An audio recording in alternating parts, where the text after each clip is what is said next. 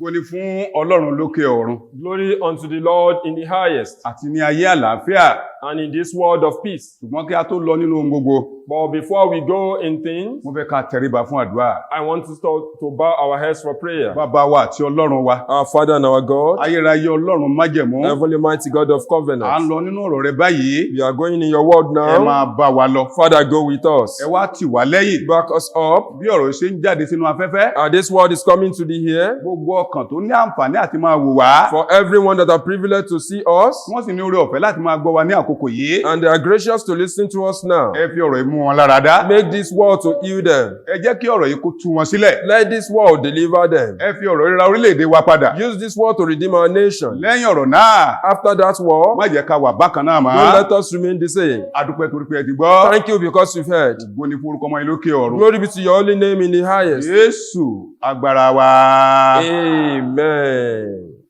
Mo ní Hòsánà. Ọmọ ìgbàlà ké Hòsánà. Mo kí ń káàbọ̀ sórí ètò wákàtí ìgbàlà. I welcome you to the hours of salvation. Bí o bá jẹ́ ìgbà àkọ́kọ́ lẹ ní àǹfààní láti máa wò wá. If perhaps today is the first time you can see us, Níbikíbi tẹ́ ti lè máa rí wa gbọ́. wherever you might be listening to Ẹ us, bá wá nǹkan fìdílé ní wákàtí yìí. we just need you to find yourself a seat now, Nígbà tí a lọ nínú ọ̀rọ̀ agbára Ọlọ́run. while we shall go in the word of power of God. Mo sì mọ̀ pé nígbà tá a bá fi mú ohun gbogbo wá sí ìdánudúró. And I believe that by the time we wrap everything up, A ò ní wà bákan náà mọ́ lórúkọ we Jésù. will never remain the same in Jesus' name. Síwájú ohun gbogbo, Before anything, a fi ọpẹ́ fún Ọlọ́run lókè ọ̀run. we give thanks to the Lord in the highest Èyí tó fún wa ní oore ọ̀fẹ́ that gave us the grace, láti jẹ́ ikọ̀ àti ìríjú Ọlọ́run.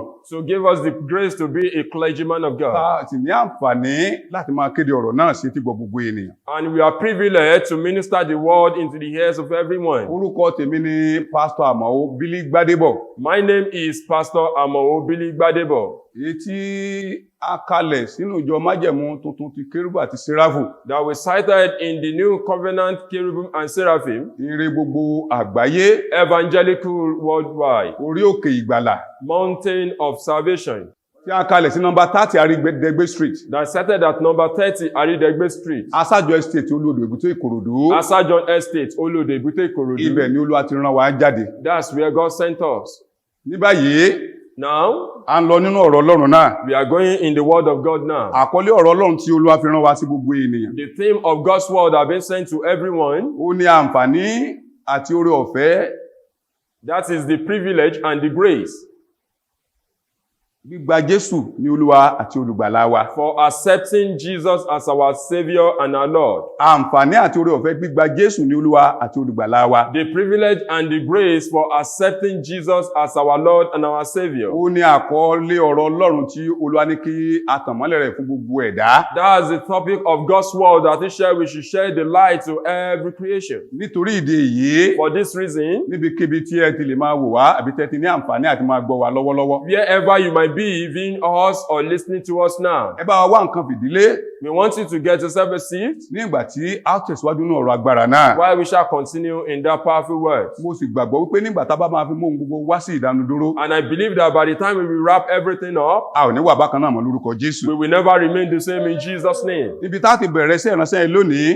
Where we will start this ministerial work today, ó ní ìwé ìrètí Jòhánù that is in the book of John, orí ìkíní John chapter 1, ẹ̀ka ẹsẹ̀ 12 ẹgbọ́n tí ìwé mọ́ ìsọ fún wa. verses 12. Ṣùgbọ́n iye àwọn tí ó gbà á, But to all who did receive him, àwọn la fi agbára fún láti di ọmọ Ọlọ́run. they were being given the right to become children Àní of àwọn God, náà tí ó gba orúkọ rẹ̀ gbọ́. and him that believe in his name.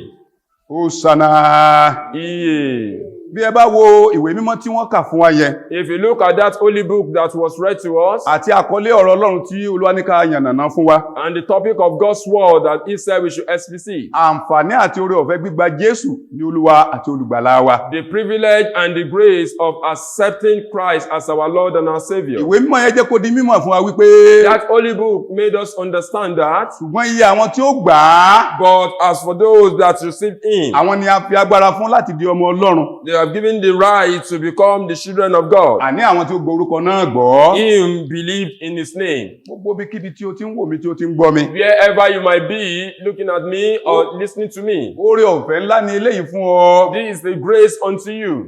Àgàgà ìwọ tó ò tí ì gba Jésù ní Olúwa àti Olùgbàlà rẹ. And most especially you that haven't received Jesus as your Lord and your Savior. Fún wọn tí ò tí ì mọ Kristi tẹ́lẹ̀. And for you that haven't known Christ before. Èyí jẹ́ òdodo àti òtítọ́ láti ọ̀dọ̀ Ọlọ́run wá. This has been the truth and the facts from God. O kàn lè dédé jẹ́ ọmọ Ọlọ́run o. You can't just be a child of God Láìsí pé o ní Kristi nínú ayé rẹ. without you having Jesus in your life. Bí wọ́n náà bá fẹ́ jẹ́ ọmọ Ọlọ́run ní tòótọ́, If you too want to be a true child of God, o gbọ́dọ̀ gba orúkọ yẹn gbọ́. you must accept that name. Ìgbà yìí ni wọ́n náà máa jẹ́ alábàápín àti oore ọ̀fẹ́ ńlá tí a ń sọ nípa rẹ̀ yìí. That's when you be a beneficiary to this grace that we are talking about. Ó ní iye àwọn tí ó gbà á gbọ́. He said, as for those that believed in him, Àwọn ni a fi agbára fún láti di ọmọ Ọlọ́run. they were being given the power to become children of God. Bó o bá fẹ́ jẹ́ ọmọ Ọlọ́run, If you want to be a child of God, tó wù ọ́ láti di ọmọ Ọlọ́run ní tòótọ́, that you desire to be a child of God truly, ìgbésẹ̀ àkọ́kọ́ tí o nílò láti gbé nìyí. this is the first steps you need to take. O gbọ́dọ̀ gba Jésù Kristi ní Olúwa àti Olùgbàlà rẹ. You must accept Jesus Christ as your Lord and your Savior. Automatically,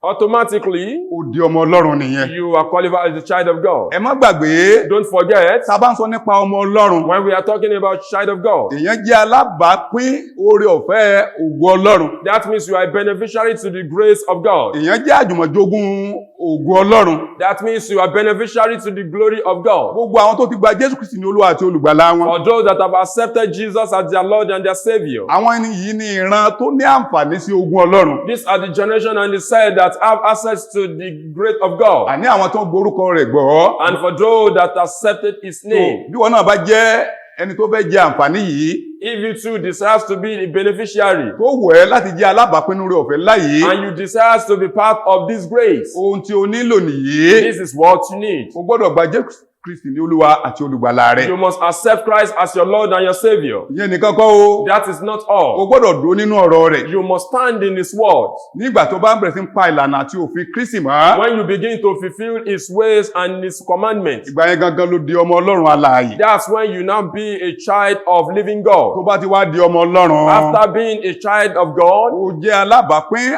àti àjùmọ̀jogún ogun Ọlọ́run. you are now qualified to be as the part of inheritance of God. Nítorí náà yóò dára fún wa. For this reason, it shall be well with us. Ẹ má gbàgbé Don't forget àkọlé ọ̀rọ̀ Ọlọ́run tí a ti ń yànnàná bọ̀. the topic of God that we've started. Ó ní àǹfààní àti oore ọ̀fẹ́ gbígba Jésù ní Olúwa àti Olùgbàlà wa. That is the privilege and the grace of accepting Jesus as our Lord and our Savior. Bákan náà, Also, ẹ jẹ́ á tún wo ìwé Matthew orí 11, let's check the scripture of Matthew chapter 11, ẹsẹ̀ 22 àti 29, ẹgbọ́n tí ó wí. verses 28 and 29. ẹ wá sọ́dọ̀ mi Oh, come to me, gbogbo ẹ̀yin tí ń ṣiṣẹ́ all who labor tí a sì di ẹrù wúwo lé lórí and are heavy laden, èmi ó sì fi ìsinmi fún yín and I will give you rest. ẹ gba àjàgà mi sí ọrùn yín Take my yoke upon kí you ẹ sì máa kọ́ ẹ̀kọ́ lọ́dọ̀ mi and learn from me, nítorí onínú tútù àti onírẹ̀lẹ̀ ọkàn ni èmi for I'm gentle and meek in heart, ẹ̀yin ó sì rí ìsinmi fún ọkàn yín. and you will find rest for your souls. Amen. Amen. Ẹ tún wo ìmọ́lẹ̀ ńlá yìí. Look at this great light. Ta ló ń sọ̀rọ̀ níbí? Who is talking here? Ó ní Jésù Kristi Olúwa fún ara rẹ̀. That is Jesus Christ, our Lord Himself. Èyí tí í ṣe ọmọ Ọlọ́run alààyè. That is the Son of living God. Ní báyìí, ó ní ẹ wá sí ọ̀dọ̀ mi. Now He said, you come unto me, Gbogbo ẹ̀yin tó ń ṣiṣẹ́ O you that labor tí a sì ti di ẹrù wo lé lórí. and are heavy laden, Èmi yóò sì fún yín fi ìsinmi fún ọkàn yín. and I will give you rest. Ẹ gba àjàgà mi sí ọrùn yín. Take my yoke upon you Kẹ́ ẹ sì wá kẹ́kọ̀ọ́ lọ́dọ̀ mi. and come learn from me, Nítorí onítútù ni èmi for I am gently and meek àti onírẹ̀lẹ̀ ọkàn. and lowly in heart, Ẹ̀yin yóò sì rí ìsinmi fún ọkàn yín. and you will find rest for your souls. Bàbá màmá, Sasmas, oore ọ̀fẹ́ ńlá ni èyí. it is a great grace. Àǹfààní ńlá ni èyí. It is a great Bí opportunity. o bá lè gba Jésù ní Olúwa àti Olùgbàlà You rẹ, can accept Jesus as your Lord and your Savior. òun fúnra rẹ̀ ń pè ọ́. He Himself is calling Ó ní you. máa bọ̀, máa bọ̀. He said, oh, you come, come.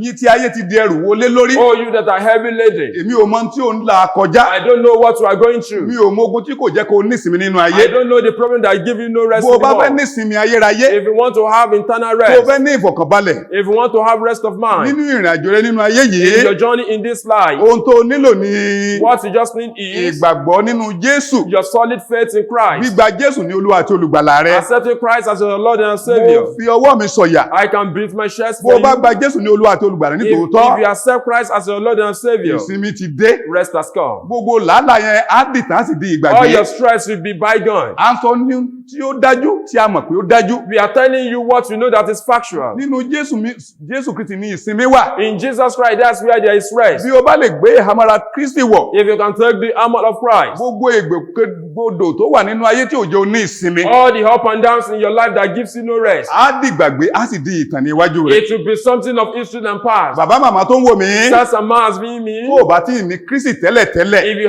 If you haven't had Christ before, àkókò ní láti gba Jésù ní Olúwa àti Olùgbàlà rẹ̀. this is the time for you to accept Christ as your Lord and Torí pé Savior. oore ọ̀fẹ́ wà fún ọ Because you still have grace láti gba Jésù Kristi ní Olúwa àti Olùgbàlà rẹ̀. to accept Christ as your Lord and your Savior. Wọ́n ṣe gbàgbé, Don't forget, àkọ́kọ́ yẹn pé wàá di ọmọ Ọlọ́run. the first one said you become a child of God. Ẹlẹ́ẹ̀kejì ní ìwé Matthew, The second one in the scripture ó of ní wàá Matthew, di ẹni tó ní ìsinmi ọkàn. he said you will be a person that have rest of mind. Gbogbo àwọn ẹrù tí ayé dìlé wa lórí, All the heavy laden on us, àwọn àdánwò tí ayé dà sí wa lágbádá, all the problem in our life, á dágbére nínú ayé wa. it will be our life bar. Àwa ní ìsinmi. We will not have rest. Nínú Jésù ló ti lè ní ìsinmi bàbá. In Jesus Christ you can have rest, sir. Nínú Jésù ló ti lè ní ìfọ̀kànbalẹ̀ màmá. In Jesus you can have rest, man. Nítorí ìdí èyí, For this reason, ẹ gbà á ní Olúwa àti Olùgbàlà yín. accept him as your Lord and your Savior. Ẹ ó dẹ̀ ní wà bákan náà mọ́ lórúkọ You will Jésù. never remain the same in Jesus' name. Bákan náà, ẹ bá wa wo ìwé ìyìnrere ti Luke, Join us in the book of Gospel of Luke, orí kẹjọ, chapter 8,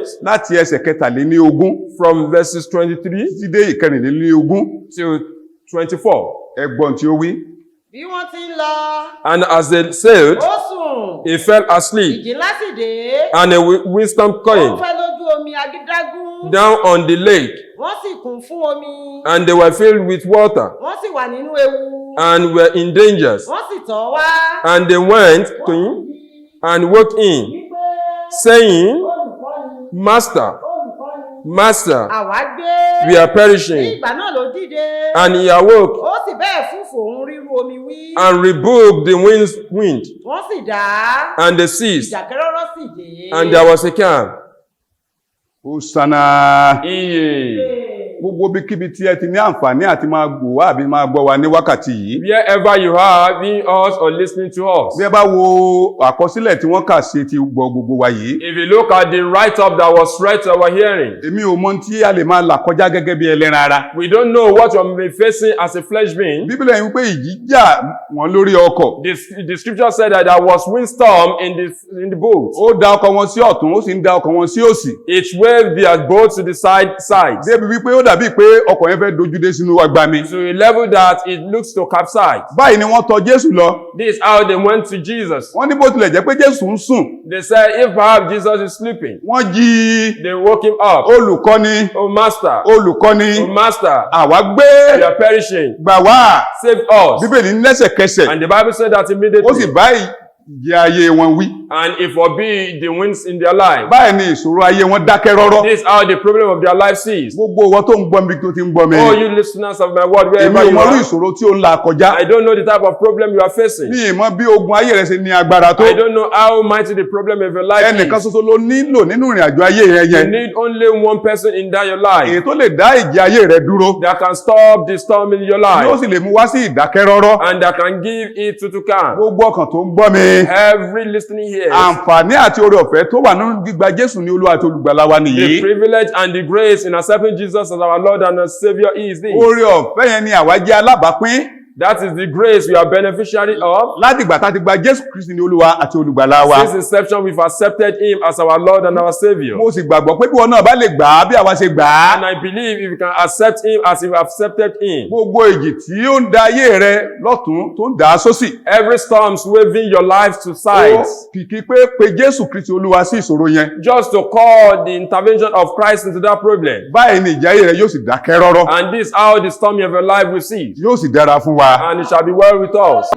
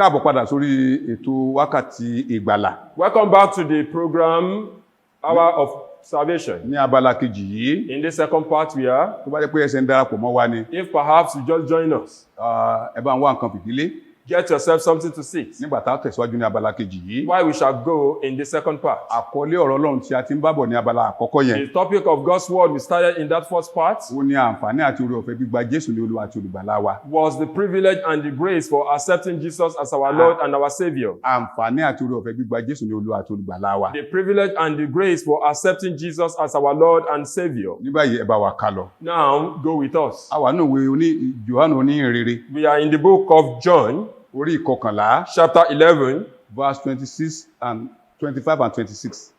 orí kẹrìndínlọ́gbọ̀n àti karùndínlọ́gbọ̀n. Ẹgbọ́n tí ó wí. And Jesus said to her, Èmi ni àjíǹde àti ìyè. I am the resurrection and Ẹni life. tí ó bá gbà mí gbọ́, Whoever believes in yóò me, tilẹ̀ kú, though he die, yóò yè. yet he shall live. Ẹnikẹ́ni tí ń bẹ láàyè, And everyone who lives tí ó sì gbà mí gbọ́, and believe in me kì yóò kú láéláé. shall never die. Ìwọ gba èyí gbọ́. Do you believe this? Amen. Amen.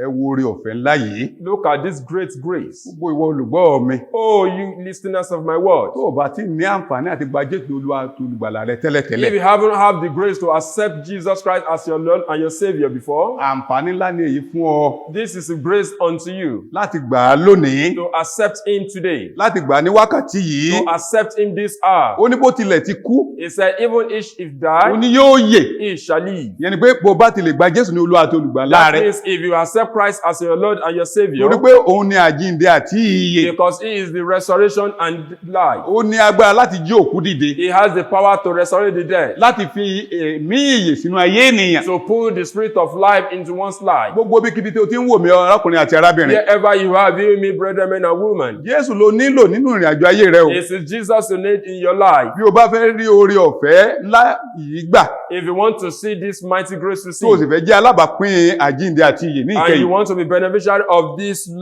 life in the end, Nítorí ìdí èyí, for this reason, ẹ fi Jésù sí Olúwa àti olùgbàlà yín. make Jesus as your Lord and your Savior. Nígbà náà lẹ́ ó jẹ́ alábàápín oore ọ̀fẹ́ ńlá yìí. That's when you shall be beneficiary to this grace. Bí ẹ sì ti ń gbà á, And you ẹ ò accepting ní Him, wà bákan náà mọ́ láéláé. you will never remain the same, Yóò sì dára fún yín. and it shall be well with you. Bákan náà, ẹ já wo ìwé Kọ́ríńtì kejì. Likewise, let us check in the book of 2 Corinthians, Orí ìkarùn-ún, chapter 5, ẹsẹ̀ kẹtàdínlógún. verses 17. Ẹ gbọ́n tí ìwé mímọ́ yìí sọ. Nígbà náà ẹnikẹ́ni bá wà nínú Kristi, Therefore, if anyone is in Christ, ó di ẹ̀dá tuntun. he is a new creation. Ohun àtijọ́ sì ti kọjá lọ. The old has passed away. Kíyèsí, The old, wọ́n sì di tuntun. the new has come. Ẹ gbọ́n tí ìwé mímọ́ yẹn sọ fún wa. Listen to that holy book said to us. Ó ní nítorí náà, For this, bí ẹnikẹ́ni bá wà nínú Kristi, if anyone is in Christ, ó di ẹ̀dá tuntun. he is a new creation. Ohun àtijọ́ ti kọjá All lọ. things has passed away. Ó ní kíyèsí, Said, behold, wọ́n sì di tuntun. and they become new. Bàbá màmá, Sir and mass, ẹ̀gbọ́n àti àbúrò tó ń gbọ́ mi. siblings and brothers listening to me. Àǹfààní ńlá àti oore ọ̀fẹ́ ńlá ni èyí This is the grace and opportunity unto you, fún ẹ láti gba Jésù ní Olúwa àti olùgbàlà rẹ. for you to accept Christ as your Lord and your Savior. Tó o bá tí ì mọ̀ tẹ́lẹ̀tẹ́lẹ̀ rí, Perhaps you've not known Him before. àkókò ìgbàlà náà nìyí This is the moment of salvation. láti lè jẹ́ alábàápín àti gba oore ọ̀fẹ́ náà sínú ayé wa. So be the beneficiary to accept that grace into our life. Mi ò fẹ́ kí a jẹ́ alágbọ́nù. I don't want you to just hear for hearing's sake. Ọ̀tọ̀ ni pé kí a gbọ́, It's another thing we hear kí a má gbàgbọ́. without believing. Yẹn pé má jẹ́ ká jẹ́ olùgbọ́ nìkan, That means you should not be the hearer alone, bí kò jẹ́ olùgbà ọ̀rọ̀ náà gbọ́. but the acceptance of that word. Nípa gbígbà á gbọ́, By the virtue of accepting ó it, lè jẹ́ oore ọ̀fẹ́ ńlá tí à ń sọ nípa rẹ̀ yìí. you can be a beneficiary to this grace you Ó are ní wọ talking yóò sì about. di ẹ̀dá tuntun. He said, you shall be a new Yẹn pé creation. ohunkóhun tó wù kó lè máa là kọjá That means whatsoever thing you might be facing kó now, o tó mọ Kristi tẹ́lẹ̀. before you know Christ before, Gẹ́gẹ́ bí ìdojúkọ àti ìṣòro, as confrontation and challenges, àwọn nǹkan yìí á fi ayé wa all sílẹ̀. these things will be their life by. Ó gbọ́dọ̀ dágbére ni. They must be due by. Torí pé bí ìmọ́lẹ̀ bá dé, Because if life comes, òkùnkùn gbọ́dọ̀ tẹríba. darkness must subdue. Ìdí ni tó fi gbọ́dọ̀ di tuntun. That's the reason it must be new. Ènìyàn ò lè mọ Kristi One can never know Christ tí ìgbésí rẹ̀ kó má yí padà. without their life being Èmi transformed. ń fi ara mi ṣe àpèjúwe. I can use myself as Ó an ní example. àwọn ìrìn àjò kan tí mo ti rìn ní There àwọn was a àkókò kan particular rí. journey I've journeyed in some time Ní past. ìgbà tí mo gba Jésù ní Olúwa àti olùgbàlà, After accepting Christ as my Lord and my Savior, gbogbo orú ìrìn àjò báwọn yìí ó dìtàn ó sì di ìgbàgbé nínú ayé mi. all the likes of that journey become something of history in my life. Àwọn ìṣòro tí mo ti ń là kọjá ní àwọn àkókò náà Even the problem I was facing then, gẹ́gẹ́ bí ogun ayé gẹ́gẹ́ bí ìṣòro nínú ayé as problem and infected things, báyìí ni wọ́n dàgbé nínú ayé mi. and all these things build my life by. Ìdí ni tí Olúwa fi rán wa wá. That's the reason God sent us here. Bí o bá ń gbọ́ mi bí tó ti ń gbọ́ mi, If you can listen to me wherever you are, ohun tí o nílò ni Jésù Kristi nínú ayé rẹ. what you need is Jesus Christ in your life. Àwọn ìdojúkọ àti ìṣòro yẹn The challenges and that problem, wọ́n á fi ayé rẹ they sílẹ̀, just build your life wọ́n by. á dágbére, They build your life by. voluntarily ni They will just go. wọ́n á fi ayé ẹ sílẹ̀, They will build your life ẹ ò tún by. pàdé mọ́. You will never come and come À ń again. jẹ́rìí ohun tí a mọ̀, We are saying what we know. à ń kéde ohun tí a We gbàgbọ́, are preaching what we believe. ohun tí àwa ti rí ìrírí nípa rẹ̀. What you have witnessed and experienced. Bí o ti ń gbọ́ mi, As you are listening to me, yóò sì dára fún ọ. it shall be well with you. Bàbá màmá tó ń wò mí, Sisters and man listening to me, àkókò ni láti gba Jésù ní Olúwa àti olùgbàlà rẹ. it is the time to accept Christ as your Lord and Savior. Ìwọ náà lè jẹ́ alábàápín ìgbàlà ìkẹyìn yìí. For you to be a beneficiary to this last Torí salvation. àǹfààní ní fún gbogbo ènìyàn. Because it's an opportunity and privilege to Tó bá lè gba everyone. Jésù Kristi ní Olúwa àti olùgbàlà They wọn. can accept Christ as their Lord and Savior. Èyí jẹ́ oore ọ̀fẹ́ tí ò ṣe é fowó rà.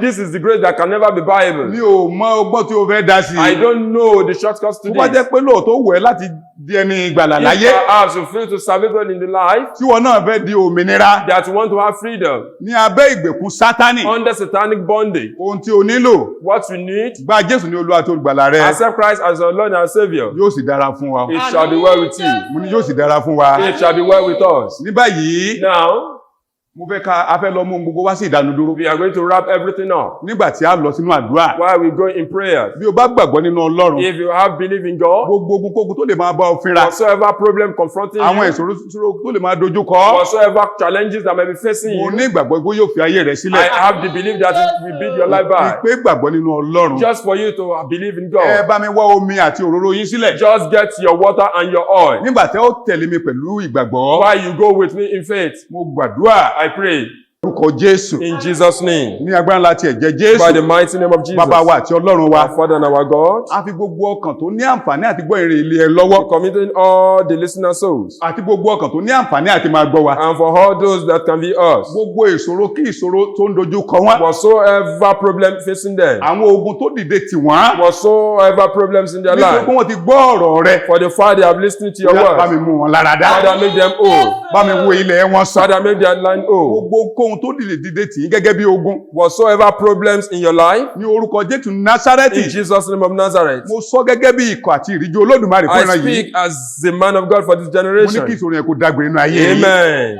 Gbogbo ìwọ ọ̀ràn àgàn tó ń wò mí. Oh, you set of barren listening Ní to me. orúkọ Jésù ọ̀lẹ ọmọ yóò sọ nínú rẹ̀. Amen.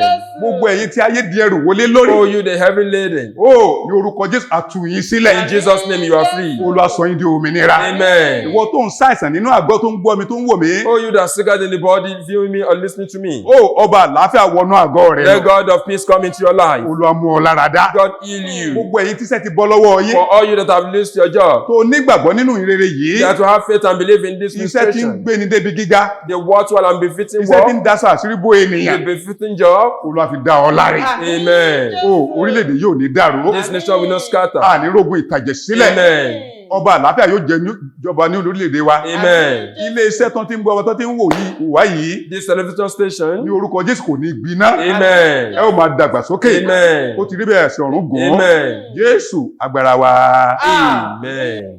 Hosanna. Iye. Hosanna. Iye. Bàbá màmá tí ó ń gbọ́ wa. Someone listening to us. Ẹ má gbàgbé mi ní Pásítọ̀ Àmàó. Don't forget I am Pastor Amao. Bílí Gbádébọ̀. Billy Gbadebo. Èyí tí a wá láti inú ìjọ májẹ̀mú tuntun ti Kérúbù àti Séráfù. They come from the church New Covenant Cherubim and Seraphim. Ìre gbogbo àgbáyé. Evangelical worldwide. Orí òkè ìgbàlà. Mountain of Salvation. A kalẹ̀ sí nọ́mbà 26. We sighted at number 26. Àrídẹ́gbé street Asájọ Estate Èbúté Ìkòròdú. Aridegbe Street, Asajo Estate, Olodo, Ebute, Ikorodu. Ní ìlú Ìkòròdú láti wá. We are from Ikorodu. Nítorí ìdí èyí, For this reason, ní agbára Ọlọ́run, by the power of God, ní ọ̀sẹ̀ tó ń bọ̀, next week, ẹ ó tún bá wa pàdé bákan náà you shall meet us once again fún àkọ̀tún agbára ọ̀rọ̀ for Ọlọ́run. another dimension of God's word. Nígbà tá ó pàdé, Why shall meet? ẹ ò ní wà bákan náà We mọ́. shall never remain the same. Ìmọ̀ Ọlọ́run yóò tàn nínú ayé wa. Amen. Bẹ́ẹ̀ lórí àṣẹ ọ̀run So gòó. shall it be.